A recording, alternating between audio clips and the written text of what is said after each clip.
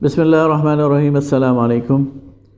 2-3 روز پہلے مری اور گلیات میں معمول سے زیادہ برف باری کے نتیجے میں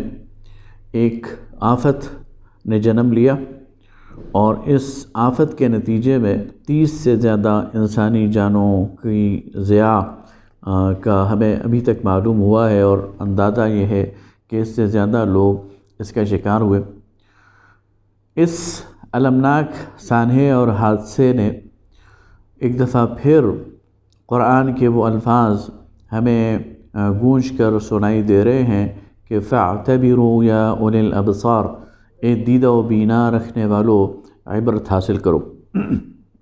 سانحات جب بھی ہوتے ہیں، ڈیزاسٹر جب بھی جنم لیتے ہیں، آفات جب بھی وقوع پذیر ہوتی ہیں، تو زندہ انسانی معاشرے ان سے سبق سیکھتے ہیں اور آئندہ ایسے آنے والے حالات کا مقابلہ کرنے کے لیے اپنے آپ کو تیار کرتے ہیں۔ اس سانحے سے جو سب سے پہلی چیز ہمیں سمجھ میں آئی اور بار بار پاکستانی تاریخ میں وہ ہم پر عیاں ہوتی ہے، وہ ہے انتظامیہ کی نااہلی اور حد درجے بے بسی۔ ہم دیکھتے ہیں کہ یہ مری کا سانحہ و برف باری کا، کہیں پر سیلاب آ جائے، اس سے پہلے یہاں انہی شمالی علاقہ جات میں ایک بہت بڑا زلزلہ آیا تھا، تو کوئی بھی سانحہ ہو ہمیں نظر آتا ہے کہ ہماری انتظامیہ شل ہو جاتی ہے، ہماری انتظامیہ بے بس ہو جاتی ہے، اور ہمارے انتظامیہ کے ہاتھ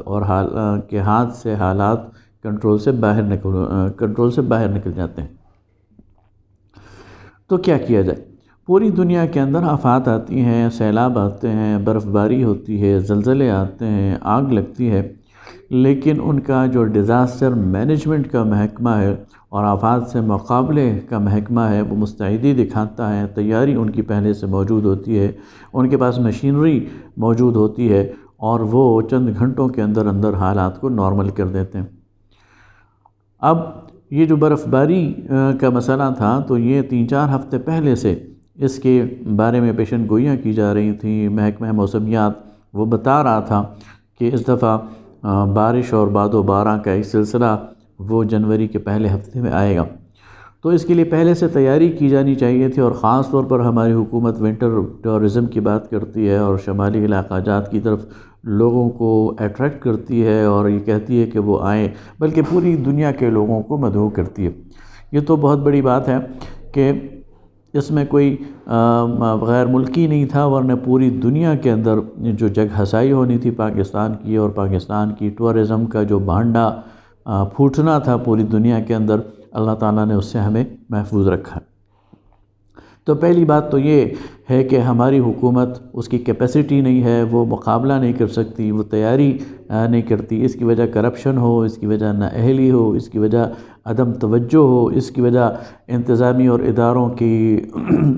کام میں دلچسپی نہ ہو، جو بھی ہو، بہرحال اقتدار کے ایوانوں پر مسلط لوگوں کو اور حکمرانوں کو سوچنا چاہیے کہ وہ اس ملک کو کہاں لے کر جا رہے ہیں۔ دوسرا سبق وہ ہمیں اس سے یہ ملتا ہے کہ جو عوام کا شعور ہے اور عوام کا ادراک ہے، وہ بھی بہت نچلی سطح پر ہے۔ آپ اپنے گھر سے نکل رہے ہیں تو آپ کو معلوم ہونا چاہیے کہ ویدر فورکاسٹ کیا ہے، اور اگر آپ وہاں جا رہے ہیں تو وہاں جانے کی لوازمات کیا ہیں، آپ کے پاس کپڑے کون سے ہونے چاہیے، آپ کے پاس خوراک کس قسم کی ہونی چاہیے۔ اگر آپ کو 2-4 دن اضافی رہنا پڑے تو پھر آپ کو اور کیا کیا چاہیے ہوگا، آپ کی جیب میں پیسے کتنے ہونے چاہیے، سب چیزوں کے لیے گھر سے تیار ہو کر نکلنا چاہیے۔ اور ساتھ ہی ساتھ اگر کوئی ایسا سانحہ ہو جائے، برف باری زیادہ ہو جائے، تو پھر آپ کو کیا چیزیں کرنی ہیں، کیا اقدامات اختیار کرنے ہیں۔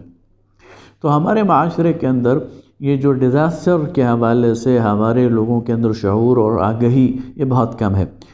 وقت آ گیا ہے کہ ہم اس کو اپنے نصاب کے حصہ بنائیں۔ ہم اپنے نوجوانوں کو، بچوں کو، بچیوں کو، اور اپنے تعلیمی اداروں میں اس چیز کے باقاعدہ کورسز کرائیں، انہیں سمجھائیں کہ اگر ان کو ایسے حالات کا سامنا کرنا پڑے، آگ لگ جائے کہیں پر، برف باری میں وہ گر جائیں، کسی دریا میں، کسی سمندری علاقے میں ان کی کشتی خراب ہو جائے، ان کا برف باری اور پہاڑی علاقے میں وہ گم ہو جائیں، یا زلزلہ آ جائے خدا نخواستہ، یا آگ لگ جائے، تو وہ اس موقع پر اپنی جان بچانے کے لیے انہیں کیا اقدامات کرنے چاہیے۔ اور ان کو بیسک سروائیول کے لیے کن کن چیزوں کی ضرورت ہے، یہ جو اویلیبل ریسورسز ہیں ان کو وہ کیسے استعمال میں لا سکتے ہیں۔ تو یہ پوری سائنس ہے جس کو ہم ڈیزاسٹر مینجمنٹ کہہ سکتے ہیں۔ تو ہمارے تعلیمی اداروں میں اس پر گفتگو ہونی چاہیے، ہمارے تعلیمی اداروں پر اس میں کورسز ہونے چاہیے، اور ہماری نوجوان نسل کو اس کے لیے تیار ہونا چاہیے۔ یہ جو 20-30 اموات ہوئی ہیں ان میں سے زیادہ تر وہ لوگ ہیں جو اپنے گاڑیوں میں بیٹھے ہوئے تھے اور انہوں نے ہیٹر جلائے، اور جب ان کا سائلنسر چوک ہو گیا تو گاڑی کے اندر جو کیبن میں کاربن مونو آکسائڈ آئی، اور وہ ایک زہریلی گیس ہے جو کہ انسان پر غنودگی طاری کر دیتی ہے، اور انسان کو معلوم بھی نہیں ہوتا، اور سوتے سوتے وہ موت کی وادی میں پہنچ جاتا ہے۔ تو ان چیزوں کا شعور اور ان چیزوں کا ادراک اور ان چیزوں کے بارے میں معلومات یہ تعلیمی اداروں میں نوجوان نسل کو بہم پہنچانی چاہیے، اور ذرائع ابلاغ کے ذریعے عام عوام کو بھی اس کی شدھ بدھ دینی چاہیے۔ تو ہمیں اپنے معاشرے میں شعور اور آگہی کے لیول کو بھی آگے بڑھانا ہے۔ تیسری بات اور تیسری چیز جو ہمیں اس سانحے سے نظر آئی اور ہمیشہ نظر آتی ہے، وہ بالکل دو قسم کے رویے ہیں جو ہمارے معاشرے کے اندر پیدا ہوتے ہیں۔ ایک رویہ تو بہت مثبت ہے،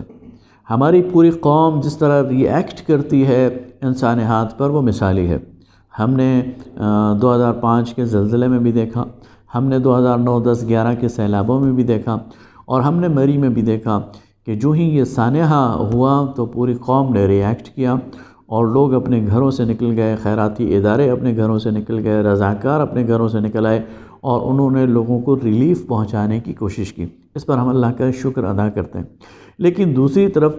ہمیں نظر آتا ہے کہ یہ جو سیاحتی مقامات ہیں ان کے اندر جو تاجر طبقہ ہے، اور خاص طور پر ہوٹل مالکان ہیں، انہوں نے بہت انت مچا رکھی ہے، اور انہوں نے انسانوں کی زندگیوں سے کھیلنا شروع کر دیا۔ یعنی وہ ہوٹل کا کمرہ جو 5-10 ہزار میں اویلیبل ہو سکتا تھا، اس کی قیمت 50-50 ہزار روپے ایک رات تک پہنچ گئی،